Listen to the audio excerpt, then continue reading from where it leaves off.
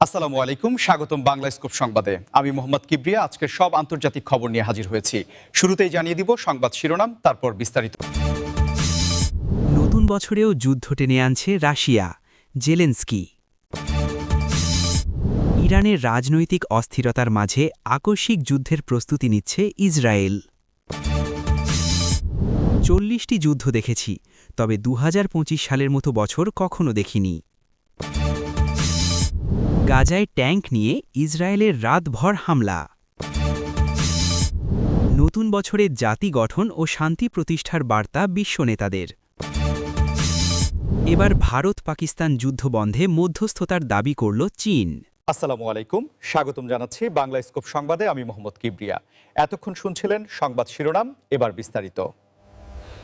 নতুন বছরের শুরুতেই ইউক্রেনের প্রেসিডেন্ট ভলোদিমির জেলেনস্কি বিশ্ববাসীর সামনে এক কঠিন বাস্তবতাকে তুলে ধরেছেন এবং তিনি পরিষ্কারভাবেই জানিয়েছেন যে নতুন বছরেও রাশিয়া যুদ্ধকে থামিয়ে দিতে চাচ্ছে না, বরং তারা এই সংঘাতকে আরও টেনে নিয়ে যাচ্ছে, যা পুরো অঞ্চলের জন্য বড় উদ্বেগের কারণ হয়ে দাঁড়িয়েছে।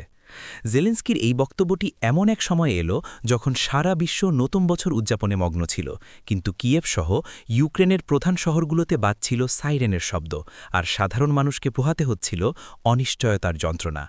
আপনারা হয়তো খেয়াল করেছেন যে গত কয়েকদিনে রাশিয়ার ড্রোন ও ক্ষেপণাস্ত্র হামলা আগের চেয়ে অনেক বেশি তীব্র হয়েছে, এবং জেলেনস্কি মনে করেন পুতিন প্রশাসন এই যুদ্ধকে দীর্ঘস্থায়ী করার মাধ্যমে পশ্চিমা বিশ্বের ধৈর্য পরীক্ষা করতে চাচ্ছে।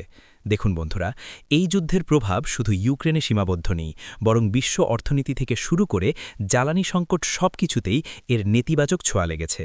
আর জেলেনস্কি বারবার বলছেন যে যদি ইউক্রেনকে পর্যাপ্ত প্রতিরক্ষা ব্যবস্থা দেওয়া না হয় তবে এই সংঘাত আরও মারাত্মক রূপ নিতে পারে। ইউক্রেনীয় প্রেসিডেন্টের মতে রাশিয়া এখন তাদের কৌশল পরিবর্তন করে সাধারণ মানুষের মনোবল ভেঙে দেওয়ার চেষ্টা করছে, আর তাই শীতের মধ্যে বিদ্যুৎ কেন্দ্রগুলোতে হামলা চালানো হচ্ছে যাতে সাধারণ মানুষ তীব্র ঠান্ডার মধ্যে মানবেতর জীবনযাপন করে। কিন্তু জেলেনস্কি দমে যাওয়ার পাত্র নন। তিনি তার ভাষণে দেশের মানুষের মধ্যে দেশপ্রেমের জোয়ার আনার চেষ্টা করছেন এবং বলছেন যে যতই কঠিন সময় আসুক না কেন তারা আত্মসমর্পণ করবেন না। তবে এই পরিস্থিতির মাঝেই আপনারা যারা ভিডিওটি দেখছেন তারা যদি নিয়মিত এমন আন্তর্জাতিক খবরের আপডেট পেতে চান তবে আমাদের চ্যানেলটি সাবস্ক্রাইব করে বেল আইকনটি চেপে রাখতে ভুলবেন না। জেলেনস্কির এই বার্তায় পশ্চিমা দেশগুলোর প্রতিও একটি সূক্ষ্ম হুঁশিয়ারি ছিল যে যদি তারা এখন সাহায্য কমিয়ে দেয় তবে পুরো ইউরোপীয় নিরাপত্তা ব্যবস্থা হুমকির মুখে পড়বে, কারণ রাশিয়া এই যুদ্ধকে কেবল একটি দেশের মধ্যে সীমাবদ্ধ রাখতে চায় না। বিশ্লেষকরা মনে করছেন 2025 সাল রাশিয়ার জন্য একটি বড় চ্যালেঞ্জের বছর হবে, কারণ তাদের উপর অর্থনৈতিক নিষেধাজ্ঞা দিন দিন বাড়ছে। তবে জেলেনস্কির দাবি অনুযায়ী রাশিয়া এই পরিস্থিতি থেকে উত্তরণের জন্য নতুন করে বড় ধরনের সেনা সমাবেশ বা মোবিলাইজেশনের পরিকল্পনা করছে, যা যুদ্ধের মোড় অন্যদিকে ঘুরিয়ে দিতে পারে। মোট কথা, জেলেনস্কি বিশ্ব নেতাদের এটা বোঝাতে চেয়েছেন যে নতুন বছর মানেই শান্তি নয়, বরং নতুন বছরে রাশিয়া আরও শক্তিশালী হয়ে ফিরে আসার পরিকল্পনা করছে, যা মোকাবেলা করতে হলে বৈশ্বিক ঐক্য এখন আগের চেয়ে অনেক বেশি প্রয়োজন। এবং এই দীর্ঘস্থায়ী সংঘাতের ফলে সাধারণ মানুষের যে অবর্ণনীয় দুঃখ দুর্দশা হচ্ছে তার দায়ভার সম্পূর্ণভাবে ক্রেমলিনকেই নিতে হবে বলে তিনি তার বক্তব্যে জোরালোভাবে উল্লেখ করেছেন। মধ্যপ্রাচ্যের ভূ রাজনীতিতে বর্তমানে এক চরম অস্থিরতা বিরাজ করছে, এবং বিশেষ করে ইরানের অভ্যন্তরীণ রাজনৈতিক অস্থিরতার সুযোগ নিয়ে ইসরায়েল যে একটি আকস্মিক যুদ্ধের প্রস্তুতি নিচ্ছে বলে খবর পাওয়া যাচ্ছে তা পুরো বিশ্বের জন্য চিন্তার বিষয় হয়ে দাঁড়িয়েছে। ইরানের ভেতরে বর্তমানে নানা সামাজিক ও রাজনৈতিক ইস্যুতে যে টানাপোড়েন জ্বলছে তাকে ইসরায়েল একটি কৌশলগত সুযোগ হিসেবে দেখছে, এবং গোয়েন্দা সংস্থাগুলোর রিপোর্ট অনুযায়ী ইসরায়েলি প্রতিরক্ষা বাহিনী বা আইডিএফ তাদের সীমান্তে সামরিক তৎপরতা এবং ড্রিল অনেক বাড়িয়ে দিয়েছে। আপনারা জানেন যে ইরান এবং ইসরায়েলের মধ্যকার শত্রুতা দীর্ঘদিনের, কিন্তু বর্তমান প্রেক্ষাপটে ইসরায়েলের এই গোপন বা প্রকাশ্য সামরিক প্রস্তুতি কেন এতটা গুরুত্বপূর্ণ হয়ে উঠছে তা বুঝতে হলে আমাদের একটু পেছনের দিকে তাকাতে হবে, কারণ ইরান তাদের পারমাণবিক কর্মসূচির যে অগ্রগতির কথা বলছে তা ইসরায়েল নিজেদের অস্তিত্বের জন্য হুমকি মনে করে। বন্ধুরা, আপনারা কি মনে করেন ইরানের এই অভ্যন্তরীণ সংকটের সময় ইসরায়েলের কি সত্যিই কোনো সামরিক পদক্ষেপ নেওয়া উচিত, নাকি আলোচনার মাধ্যমে সমস্যার সমাধান সম্ভব, তা আমাদের কমেন্ট বক্সে লিখে জানাতে পারেন। ইসরায়েলি নীতি নির্ধারকরা মনে করছেন যদি এখন ইরানকে চাপে রাখা যায় তবে তারা ভবিষ্যতে আর শক্তিশালী হয়ে উঠতে পারবে না, এবং সেই লক্ষ্যেই তারা সিরিয়া বা লেবাননের মতো প্রক্সি ফ্রন্টগুলোতেও কড়া নজরদারি চালাচ্ছে। অন্যদিকে ইরানও চুপ বসে নেই। তারা বারবার বলছে যে তাদের ওপর কোনো হামলা হলে তারা তার দাঁত ভাঙা জবাব দেবে এবং পুরো মধ্যপ্রাচ্যকে অস্থিতিশীল করে তুলবে, যা বিশ্ববাজারে তেলের দাম থেকে শুরু করে সাপ্লাই চেইন পর্যন্ত সব কিছুকে ধ্বংস করে দিতে পারে। এই পরিস্থিতিতে মার্কিন যুক্তরাষ্ট্র এবং ইউরোপীয় ইউনিয়নও বেশ সতর্ক অবস্থানে আছে, কারণ তারা চায় না যে ইউক্রেন যুদ্ধের মাঝেই আরও একটি বড় সংঘাতের সূচনা হোক, যা সামলানো প্রায় অসম্ভব হয়ে পড়বে। ইসরায়েলের অভ্যন্তরীণ রাজনীতিতেও প্রধানমন্ত্রী নেতানিয়াহুর ওপর চাপ বাড়ছে এবং অনেক সময় রাজনৈতিক সমর্থন পাওয়ার জন্য বা জনগণের দৃষ্টি অন্যদিকে ফেরাতে এ ধরনের যুদ্ধের দামামা বাজানো হয় বলে কোনো বিশ্লেষক মনে করছেন। তবে বাস্তব চিত্র হল ইসরায়েলের বিমান বাহিনী এবং ক্ষেপণাস্ত্র প্রতিরক্ষা ব্যবস্থা এখন হাই অ্যালার্টে আছে এবং যে কোনো সময় এক বড় ধরনের সংঘর্ষ বেঁধে যাওয়ার সম্ভাবনা উড়িয়ে দেওয়া যাচ্ছে না, যা কেবল দুই দেশের মধ্যেই সীমাবদ্ধ থাকবে না, বরং পুরো অঞ্চলের মানচিত্র বদলে দিতে পারে। তাই আগামী কয়েক সপ্তাহ বা মাসগুলো আন্তর্জাতিক সম্পর্কের ক্ষেত্রে অত্যন্ত গুরুত্বপূর্ণ হয়ে দাঁড়াবে এবং এই উত্তেজনাকর পরিস্থিতি কিভাবে শান্ত করা যায় তা নিয়ে বিশ্বনেতারা পর্দার আড়ালে ব্যাপক দৌড়ঝাঁপ করছেন, যদিও এখন পর্যন্ত কোনো সুনির্দিষ্ট সমাধানের পথ দেখা যাচ্ছে না। পৃথিবীর ইতিহাসে এমন অনেক অভিজ্ঞ যুদ্ধ পর্যবেক্ষক বা বিশ্লেষক রয়েছেন যারা দশকের পর দশক ধরে বিশ্বজুড়ে ঘটে যাওয়া বিভিন্ন সংঘাত দেখেছেন। কিন্তু তাদের মধ্যে একজন বিশিষ্ট বিশেষজ্ঞ সম্প্রতি এক বক্তব্যে বলেছেন যে তিনি তার জীবনে অন্তত 40টি বড় বড় যুদ্ধ এবং সংঘর্ষ দেখেছেন। তবে 2025 সালের মতো এমন অস্থিতিশীল এবং অনিশ্চয়তাময় বছর তিনি আগে কখনো দেখেননি। তার এই বক্তব্যের গভীরতা অনেক বেশি, কারণ 2025 সাল কেবল একটি বছরের সংখ্যা নয়, বরং এটি এমন এক সন্ধিক্ষণ যেখানে প্রযুক্তির উৎকর্ষতা আর ভূরাজনৈতিক স্বার্থের সংঘাত এক ভয়াবহ মাত্রায় পৌঁছেছে। এই বিশেষজ্ঞ মনে করেন আগেকার যুদ্ধগুলোতে অন্তত কিছু আন্তর্জাতিক নিয়ম বা প্রোটোকল মেনে চলা হতো, কিন্তু এখন ড্রোন প্রযুক্তি, কৃত্রিম বুদ্ধিমত্তা বা এআই এবং সাইবার যুদ্ধের কারণে সংঘাতের ধরন পুরোপুরি বদলে গেছে, যা সাধারণ মানুষের নিরাপত্তার জন্য সবচেয়ে বড় হুমকি। দেখুন, আজকের দিনে একটি ভুল ক্লিক বা একটি ছোট যান্ত্রিক ত্রুটিও বড় ধরনের পারমাণবিক যুদ্ধের সূচনা করতে পারে, যা আগেকার যুদ্ধগুলোতে চিন্তাও করা হতো না। এবং 2025 সালে বিশ্বজুড়ে যে মেরুকরণ তৈরি হয়েছে তা যেন একটি জ্বলন্ত আগ্নেয়গিরির ওপর বসে থাকার মতো। বন্ধুরা, আপনারা যারা আমাদের নিয়মিত খবর শোনেন তারা নিশ্চয়ই অনুধাবন করতে পারছেন যে এখনকার সংকটগুলো কতটা বহুমুখী। এবং এই বিশেষজ্ঞের কথা অনুযায়ী জলবায়ু পরিবর্তন এবং সম্পদের সংকটও এখন যুদ্ধের নতুন হাতিয়ার হয়ে দাঁড়িয়েছে। তিনি আরও উল্লেখ করেছেন যে ইউক্রেন যুদ্ধ, মধ্যপ্রাচ্যের সংকট এবং এশিয়ার বিভিন্ন ছোট বড় উত্তেজনার মাঝে বিশ্ব অর্থনীতি যে ভঙ্গুর দশায় পৌঁছেছে তা আগেকার 40টি যুদ্ধের কোনোটিতেই এমনভাবে দেখা যায়নি, যা সাধারণ মানুষের জীবনযাত্রাকে অসহনীয় করে তুলছে। তার মতে 2025 সালে যুদ্ধের সংজ্ঞা শুধু সীমান্তের মধ্যে সীমাবদ্ধ থাকবে না, বরং এটি প্রতিটি মানুষের ঘরে ঘরে প্রবেশ করবে, ডিজিটাল প্ল্যাটফর্ম বা মুদ্রাস্ফীতির মাধ্যমে, যা এই বছরটিকে ইতিহাসের সবচেয়ে ভয়াবহ বছরে পরিণত করতে পারে। এই ধরনের গভীর বিশ্লেষণ থেকে আমরা বুঝতে পারি যে আমরা বর্তমানে কতটা সংবেদনশীল সময়ের মধ্য দিয়ে যাচ্ছি এবং শান্তি স্থাপনের জন্য যে বৈশ্বিক কাঠামোগুলো ছিল সেগুলো এখন কতটা অকার্যকর হয়ে পড়েছে। তার এই দীর্ঘ অভিজ্ঞতার নির্যাস হল 2025 সালে যদি বিশ্বনেতারা চরম সহনশীলতার পরিচয় না দেন, তবে মানবজাতি এমন এক সংকটে পড়বে যা কাটিয়ে ওঠা কয়েক প্রজন্মের জন্য কঠিন হয়ে দাঁড়াবে। এবং এই সতর্কবার্তা আমাদের প্রত্যেকের জন্যই একটি বড় মেসেজ।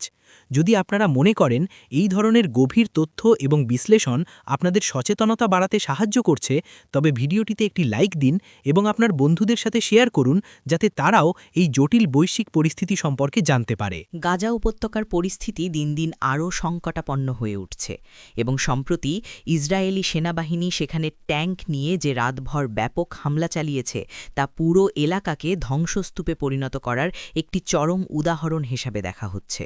স্থানীয় সংবাদ মাধ্যমগুলো থেকে জানা যাচ্ছে যে রাতভর চলা এই হামলায় আবাসিক এলাকাগুলোকে লক্ষ্য করে ভারী গোলাবর্ষণ করা হয়েছে এবং ট্যাঙ্কের শব্দে থমথমে পরিস্থিতির সৃষ্টি হয়েছিল, যা সেখানকার বাসিন্দাদের জন্য ছিল এক বিভীষিকাময় রাত।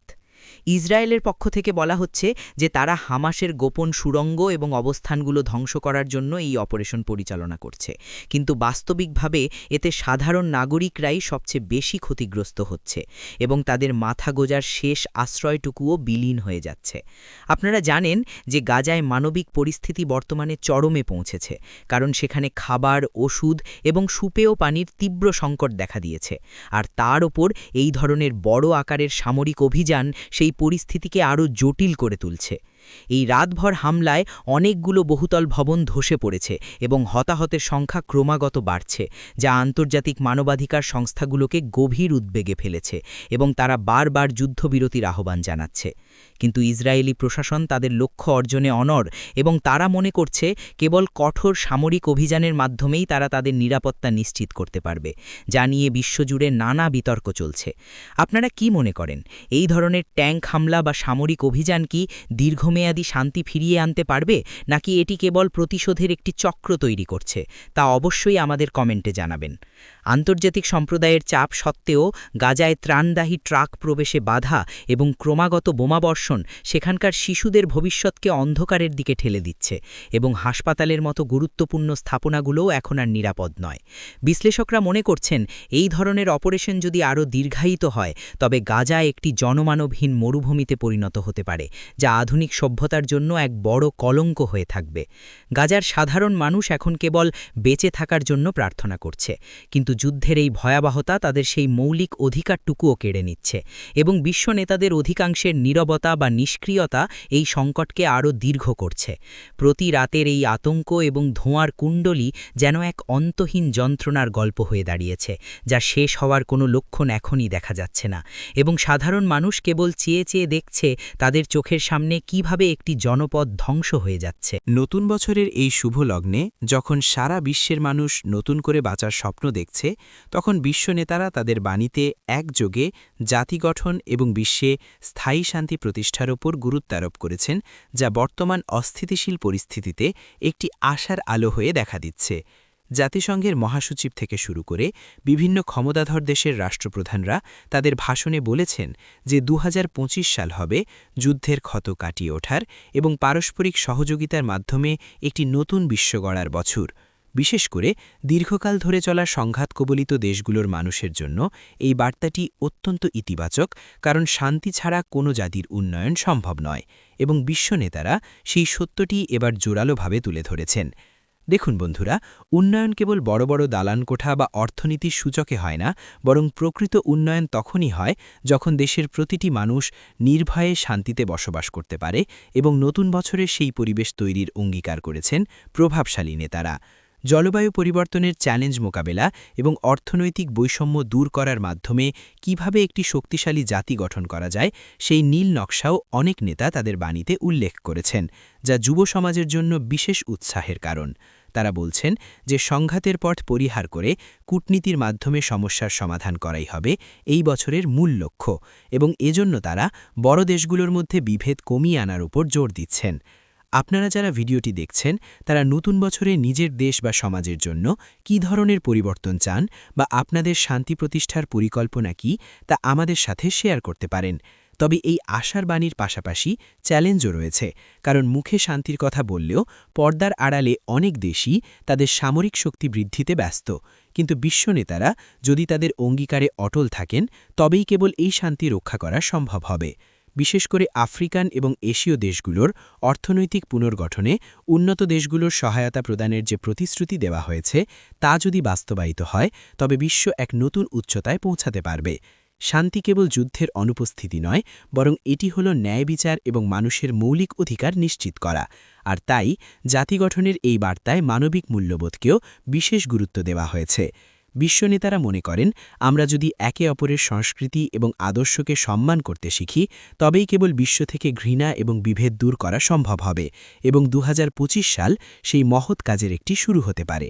এই নতুন বছরে আমরাও প্রত্যাশা করি যে বিশ্বনেতারা তাদের ভাষণের প্রতিটি শব্দকে বাস্তবে রূপ দেবেন এবং পৃথিবীর সব মানুষ একটি সুন্দর ও সংঘাতমুক্ত আগামী উপহার পাবে, যা আমাদের ভবিষ্যৎ প্রজন্মের জন্য একটি বড় সম্পদ হয়ে থাকবে। এশিয়ার ভূরাজনীতিতে এক নাটকীয় মোড় দেখা যাচ্ছে, কারণ দীর্ঘদিনের শত্রুরাষ্ট্র ভারত এবং পাকিস্তানের মধ্যে চলমান উত্তেজনা কমাতে এবং সম্ভাব্য যুদ্ধ বন্ধে এবার চীন সরাসরি মধ্যস্থতার দাবি তুলেছে, যা এই অঞ্চলের নিরাপত্তার জন্য একটি বড় খবর। চীন সাধারণত অন্য দেশের অভ্যন্তরীণ বিষয়ে মাথা ঘামাতে চায় না, কিন্তু ভারত ও পাকিস্তানের মধ্যে পরমাণু যুদ্ধের হুমকি এবং সীমান্ত সংঘর্ষ যে পর্যায়ে পৌঁছেছে তাতে বেইজিং মনে করছে মধ্যস্থতা করা এখন তাদেরও স্বার্থের জন্য জরুরি।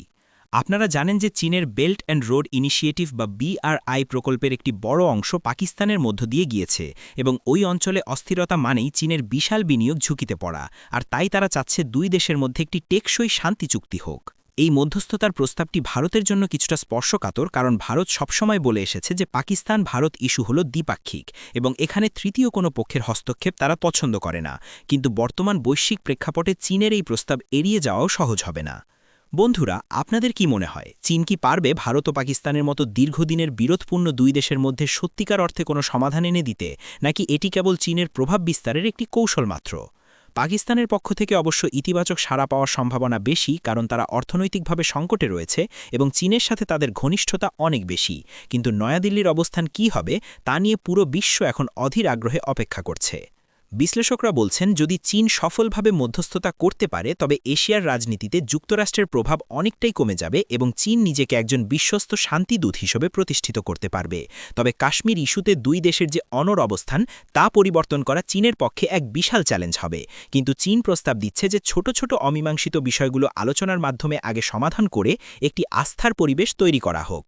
এই মধ্যস্থতার দাবির ফলে দক্ষিণ এশিয়ায় যুদ্ধের যে কালো মেঘ জমেছিল তা কিছুটা হলেও কাটবে বলে অনেকে আশা করছেন, কারণ সরাসরি সংঘাত কোনো দেশের জন্যই কল্যাণকর নয়।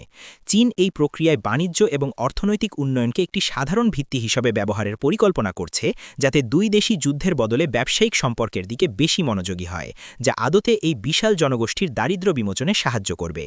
শেষ পর্যন্ত এই কূটনৈতিক উদ্যোগ সফল হবে কিনা তা সময়ই বলে দেবে, তবে চীনের এই প্রকাশ্য মধ্যস্থতার ইচ্ছা জানান দেওয়াটাই প্রমাণ করে যে এশিয়ায় শক্তির ভারসাম্য দ্রুত পরিবর্তন হচ্ছে এবং শান্তি প্রতিষ্ঠার জন্য নতুন নতুন খেলোয়াড় সামনে এগিয়ে আসছে। বন্ধুরা, আমাদের আজকের এই বিশেষ নিউজ ভিডিওটি আপনাদের কেমন লাগলো তা কমেন্টে জানান, এবং এই গুরুত্বপূর্ণ আপডেটগুলো সবার আগে পেতে আমাদের চ্যানেলটি সাবস্ক্রাইব করে রাখুন, কারণ আপনাদের সাপোর্টই আমাদের এগিয়ে যাওয়ার প্রেরণা গায়। এবং দেখা হবে পরবর্তী কোনো ভিডিওতে। ততক্ষণ পর্যন্ত সবাই সুস্থ থাকুন, ভালো থাকুন, ধন্যবাদ।